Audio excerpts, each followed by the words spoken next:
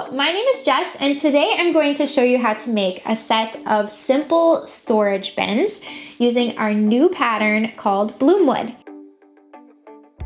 These practical storage bins are the perfect handmade addition to your home or office organization. Welcome to the Sallie Tomato YouTube channel. Here we create tutorials and share inspiration for fashion-forward projects. If you're new to sewing or want to learn how to create elevated looking projects on your home sewing machine, we are here to help you and show you how to do so on our YouTube channel. We love making handmade home decor here at Sallie Tomato, and I designed this pattern to be incredibly useful and versatile for a variety of organization purposes at home or for the office. These sturdy storage cubes can be used to organize any space such as a playroom, office, craft room, closet, or entryway. This pattern comes in 3 sizes to choose from and features an optional clear label pocket, handles, and inspiration for applique designs to match your decor. During this beginner-friendly tutorial, you'll learn how to sew a faux binding, as well as included optional non-woven handles and a clear label pocket. The finished sizes include a large, which is a 10.5-inch square, the medium is a 7-inch square, and the small is 4-inch square. The name of this pattern was inspired by the movie Confessions of a Shopaholic, which is a playful nod to stylishly organizing your belongings. Before we get started on the tutorial, be sure to grab a pattern. See the description below this video and follow the link to access the pattern information. Use our retailer locator on our website to shop our Sallie Tomato patterns and supplies in person. All of the supplies you need are listed on the back of the pattern. The Bloomwood bins are suitable for non-woven and woven fabrics, allowing for a wide variety of home decor styles. So once you determine the hard part, which is picking out your fabrics, right? Gather the rest of the supplies that you need for this project, cut out your pieces according to the pattern, and let's begin the tutorial. Remember that you can pause the video as we go, so that way you can sew along with me. I'm excited to show you how to make this project. In today's tutorial, I will be making the medium size. And first of all, I'd like to review all of the fabrics needed for this project. We'll need a piece of main fabric for the exterior, which I'm using this navy blue cotton print. The pattern includes optional contrast fabric for handles if you'd like to add those. You'll need lining fabric for piece C, which is your interior. You'll need a piece of foam that is cut the same amount in dimensions as your main fabric. You'll also need some lightweight woven interfacing, which will get fused to the wrong side of your lining pieces. If you need to use multiple pieces of interfacing to match the size of your interior, you can overlap each of the interfacing pieces by 1/4 inch so you have the full dimensions of the piece that you need. That way you can use up scraps if needed or multiple sizes of interfacing. The pattern includes an optional clear vinyl window to use as a label pocket. Also included in the pattern are optional applique inspirations, but you could certainly come up with your own applique using non-woven fabrics.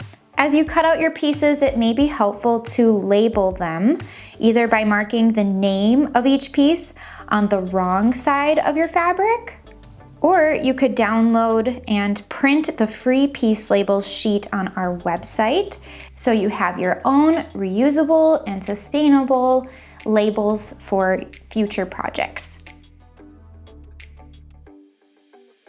Beginning with piece C, which is your lining fabric, center and fuse your interfacing to the wrong side of your lining. Again, you can use multiple pieces of interfacing and overlap the interfacing pieces by about 1/4 inch to fuse to meet the dimensions needed for the lining panel. Follow the manufacturer's instructions for fusing your interfacing. Next, prepare the exterior. I've already went ahead and completed the next step. Mark the stitch lines on the right side of main fabric piece A, which is your exterior, shown in the illustration included in your pattern. Use chalk or an erasable marker so the lines can be easily removed later on.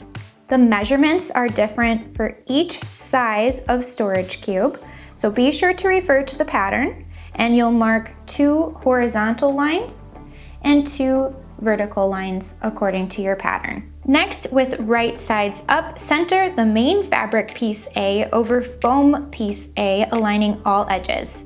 You can use temporary adhesive spray to hold the layers together, in addition to pins or clips to prevent any shifting while sewing. Once your fabric layers are secure, top stitch along the marked lines.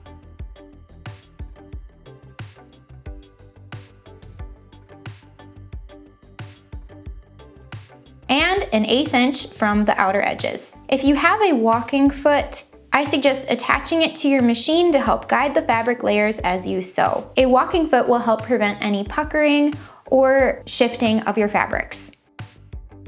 Next, attach the optional label pocket. With right sides up, center the top edge of the clear vinyl piece D label pocket according to the pattern. You can use washi tape or sew type magnets to hold the pocket in place. Top stitch the pocket an 1/8 inch from the sides and bottom edge. Using a Teflon foot is critical for this step for smooth sewing over clear vinyl. If you don't have a Teflon foot, you could add a layer of tissue paper between the material and your machine and your presser foot to help prevent your presser foot from sticking to the material. Otherwise, most vinyl comes with a paper or cellophane backing that can be positioned against the presser foot side to help prevent your presser foot from sticking. The backing material can be gently torn away after sewing.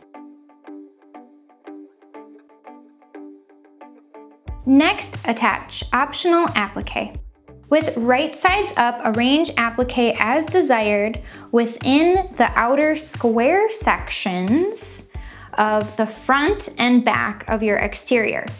Keep in mind that the short edge will become the top and the center square will become the base. So be sure to position accordingly. So that way your applique will be facing the correct direction towards both of the top edges of the storage cube. For any non-woven applique, you can top stitch an 1/8 inch from the outer edges of each applique piece or secure as desired. Next, assemble exterior. On the wrong side of exterior, mark a center horizontal line across the width. You can either measure to find the center or fold the entire piece in half, using a ruler to connect the center points. With right sides together, fold the exterior in half, matching the short top edges. Sew the sides together according to the pattern.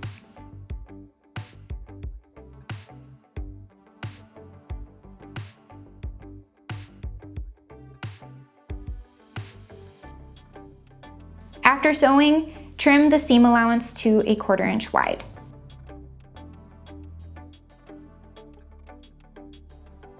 With right sides together, flatten each of the bottom corners to create triangles, aligning the side seam with the bottom center mark. To make sure that the side seam is aligned with the bottom center mark, take a pin, poke it through the center of the side seam to the opposite side of your fabric to see if the material is even. Make any adjustments if needed until your side seam is aligned. Another way to double check that the edges are even is the intersecting stitch lines adjacent to the corner. You want to make sure that the intersecting stitch lines are along the folded edges. Pin or clip the folded edges, then sew along the previous stitching.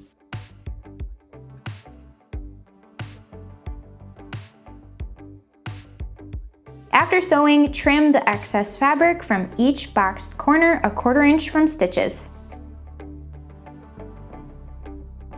And repeat the same process for the opposite corner if you haven't done so already.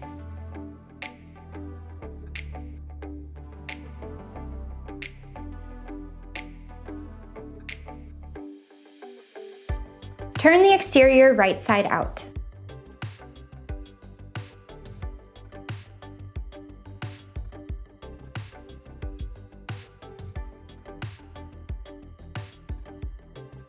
Next, prepare the lining. Mark the lines on the wrong side of lining piece C for the interior shown in your pattern for the size cube that you're making. Again, you'll have 2 horizontal and 2 vertical lines. Also on the wrong side of your interior, mark a center horizontal line across the width. Press both short edges of the interior a 1/2 inch to the wrong side.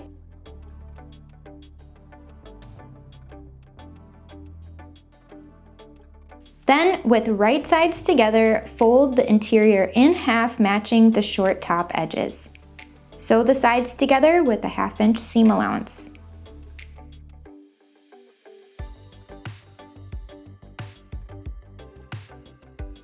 Then, after sewing, trim the seam allowance to a 1/4 inch wide.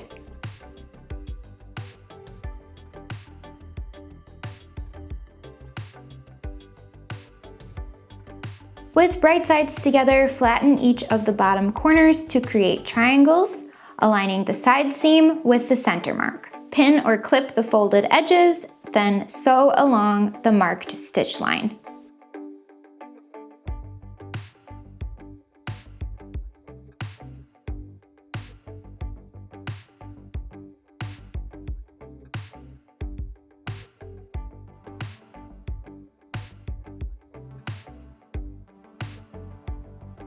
Trim the excess fabric from each boxed corner a 1/4 inch from the stitches and leave the interior wrong side out.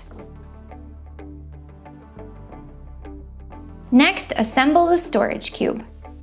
With wrong sides together, place the interior inside the exterior, aligning the side seams and stitch line marks.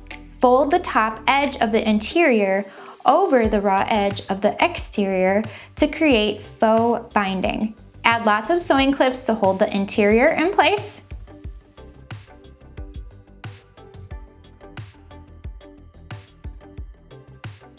Then top stitch the interior in place an 1/8 inch from the lower folded edge. Try using a zipper foot, edge stitching foot, or very narrow foot for this step for easy and accurate top stitching. The next section is optional to prepare and attach the handles.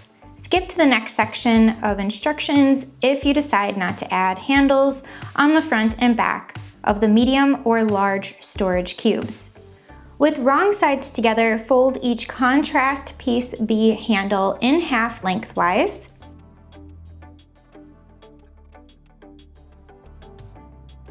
Then top stitch an 1/8 inch from each long edge of handles.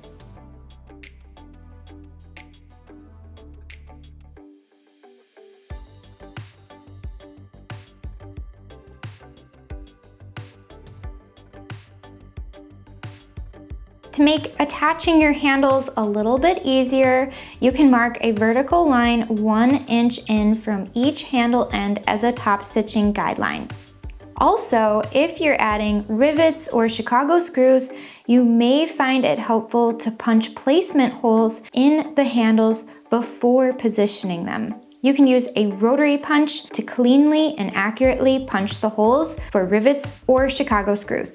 I've already went ahead and used my ruler and chalk to measure down from the top edge of the storage cube and in from each side edge on the front and back to mark the placement for each handle.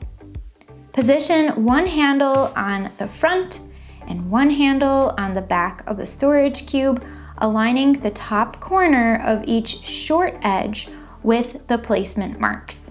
Keep in mind that the handles will lift up slightly in the middle.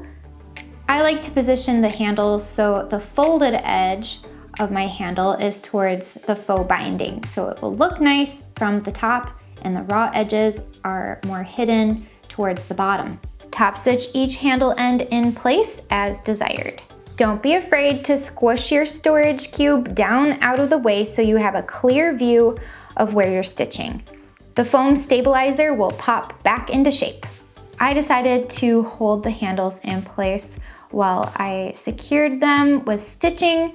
However, you could use washi tape to help hold each handle, or a sew tight magnet. A Teflon foot helps to sew over faux leather and other non-woven fabrics. To further secure your handles and add detail, install rivets or Chicago screws through each handle end following the manufacturer's instructions. You can visit our YouTube channel for tutorials on these types of hardware.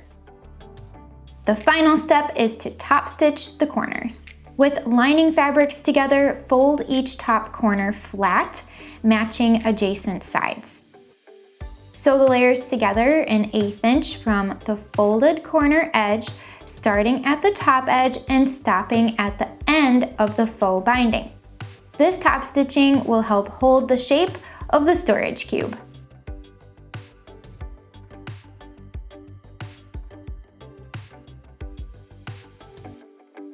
Congrats on finishing your project. Thank you so much for watching this tutorial. I hope you enjoyed learning how to make these versatile storage bins. And if you have any additional questions, let us know in the comments below and we will be sure to help. We would love to see your completed project. Please share and show off your photos using the hashtag Sallie Tomato and hashtag Bloomwood bins on social media so we can see it. And if you liked this video, let us know by giving it a thumbs up, and I hope you'll stick around to watch more videos on our YouTube channel to learn about sewing and creating stylish projects. Thank you so much for watching, and I will see you in the next video.